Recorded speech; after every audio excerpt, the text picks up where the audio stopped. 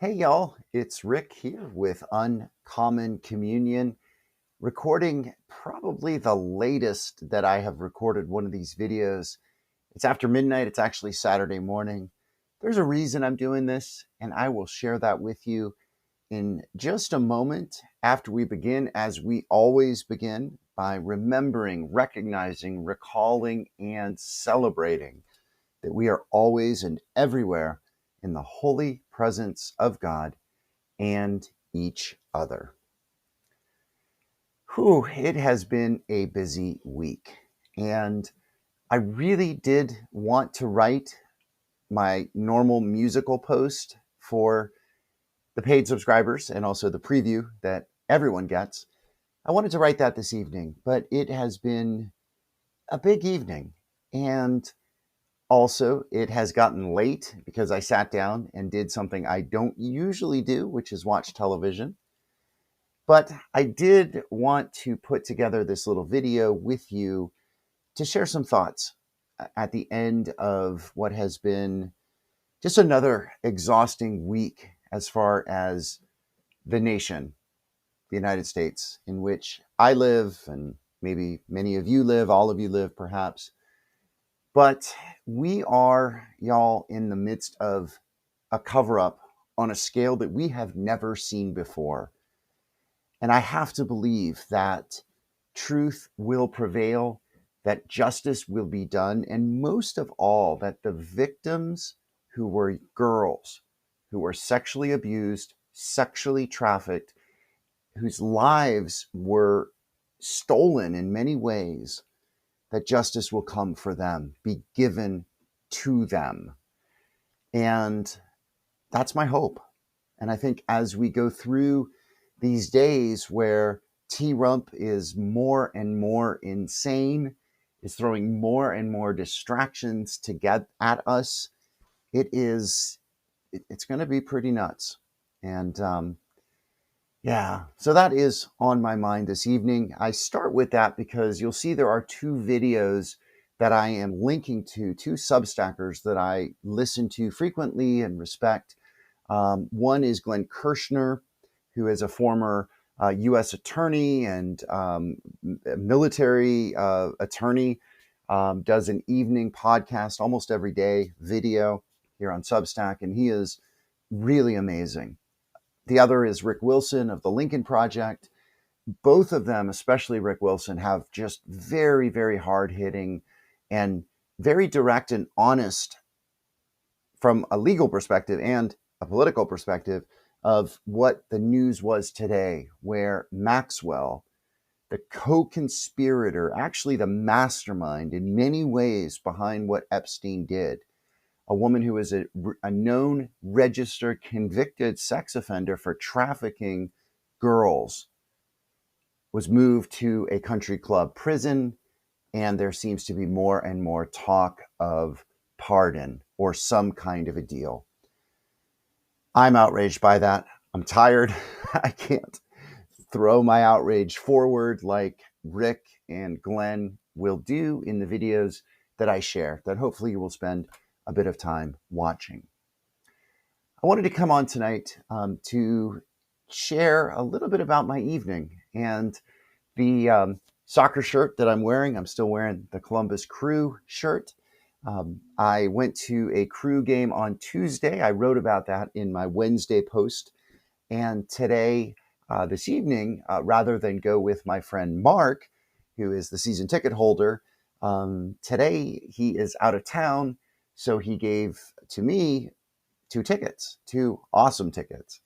And I thought I would share the incredible nature of these seats with my good buddy Kurt. Kurt and I have not been in touch much lately. Life has gotten busy, and he is a good friend who we've kind of fallen a little bit apart. And it was nice, very nice, to reconnect this evening. He is a good man and a good friend, and he is struggling with Parkinson's. He's in his early 60s, and Parkinson's has been a condition that he has had for a number of years now. And it was really good to be able to take him to this soccer game. And the seats that my friend Mark has are special seats for folks who are disabled, who have mobility issues. And Curtis, my friend Kurt, does have those issues. And I'm really grateful this evening. There was one particular thing and three particular law enforcement officers, police officers, who were very helpful this evening. It's I won't go into super detail, but there came a time where I needed to pick Curtis up in a location that the roads were blocked and traffic was not being allowed. But these three police officers, one after the other, allowed me to do so, and it made a huge difference for Kurt and for me to be able to, to just enjoy this evening and enjoy the game. A couple of things came up at the game that I want to kind of wrap back into this moment that we are in, and then offer just a reflection, and then close with a prayer. So early in the evening, Kurt showed me an app he has on his phone. It is, I think it's called the Icebreaker app. It's the app that you might have heard of that tells where ICE is active, where people have spotted the ICE agents. And you'll remember these are the now very, very cash rich because of the big bullshit bill. Sorry to use that terminology, but it was terrible. But they now have more money and more size than any other federal agency, more than the FBI. It is more than any other federal law enforcement agency, more than the FBI. And this app shows, again, where these masked, unidentified people are hanging out and where they've been spotted. And one of the things that came up in the app was the soccer stadium, which is not surprising. This was a Mexican team that we were playing. There were some Mexican fans there. Interestingly enough, though, and I wonder if this had something to do with the ICE sightings, Tuesday when I went to the game, there were a lot more Mexican fans supporting the team. There were Mexican vendors outside. It was a very different scene just a few nights ago. So again, I wonder if that has something to do with it, or perhaps just the team that was playing isn't as popular. Could very well be that.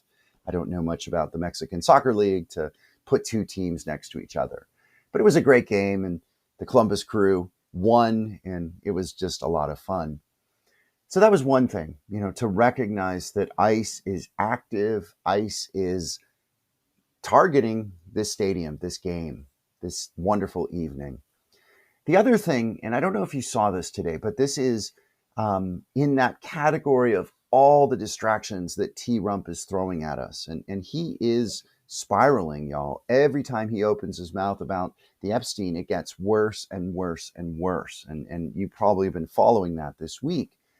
But late today, he put on his Truth Social feed that he, in response to some trash talking that the number 2 leader in Russia has been doing against T. Rump, that he is sending 2 nuclear submarines in specific positions.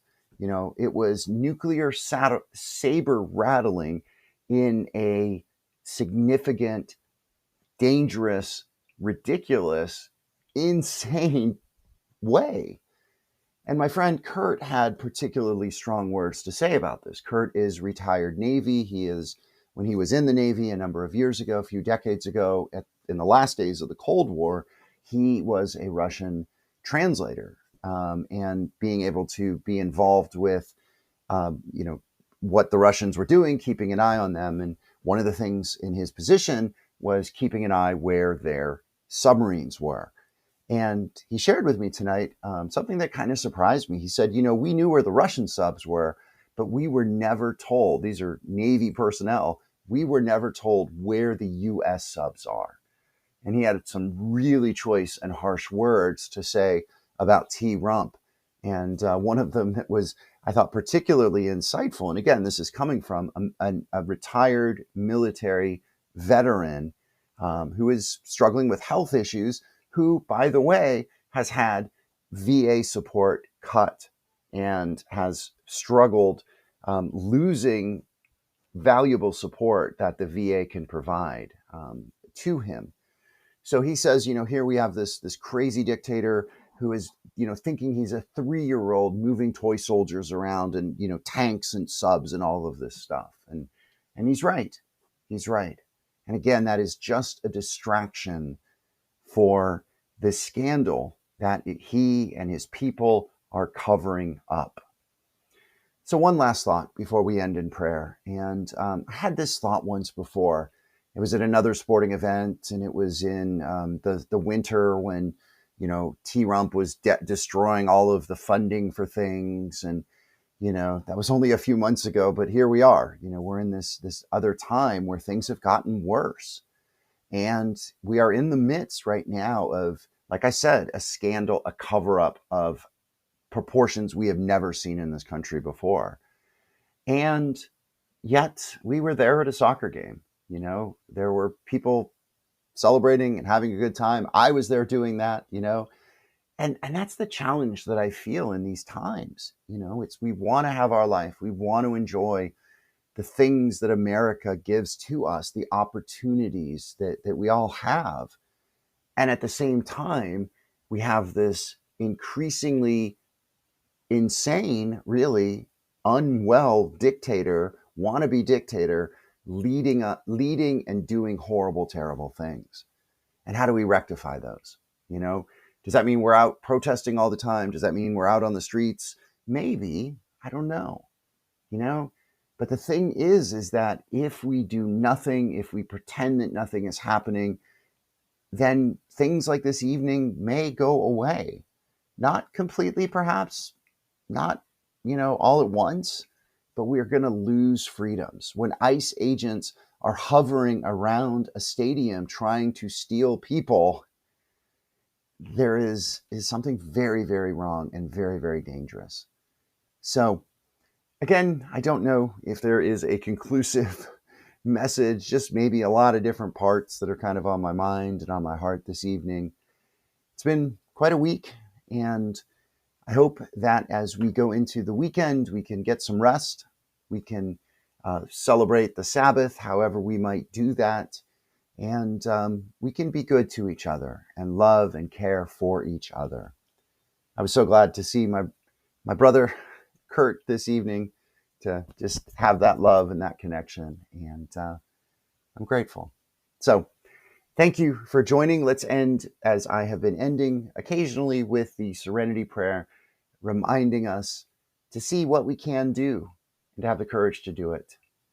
God, grant us the serenity to accept the things we cannot change, the courage to change the things we can, and the wisdom to know the difference. Thy will, O God, not ours, be done. Thanks, y'all, for this listening, and I'll be back on Sunday with a post about the gospel. It's a good little parable by Jesus, and I hope you'll check that out when I reflect on that. So, thank you. Blessing and good. Be gentle. Be well.